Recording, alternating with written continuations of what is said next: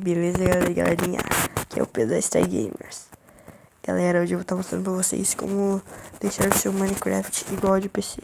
Se você precisar de Block Launcher ou Block Launcher Pro, eu recomendo o Block Launcher Pro para baixar o seu do AppVN, que é um aplicativo que baixa as coisas grátis, ele não está disponível na Play Store, vocês vão ter que baixar pelo Google.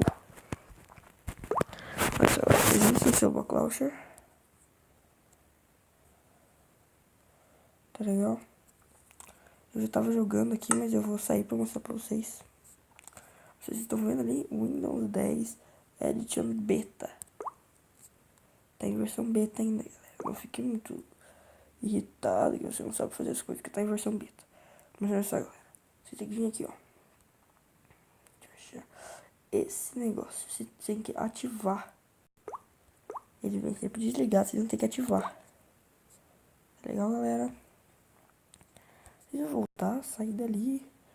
Foi mal, galera, porque o meu browser é um pouco lentinho. Esperar um pouquinho.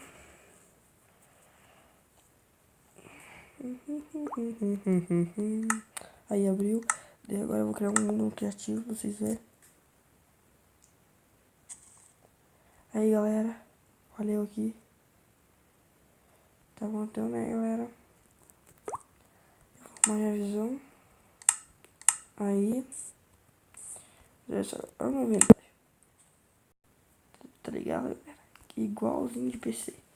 Galera, espero que vocês tenham gostado desse vídeo. É tudo igual de PC. A única coisa que muda é os botões e coisa, né? Um bug que eu achei nesse nesse negócio aqui, é a árvore. Olha só.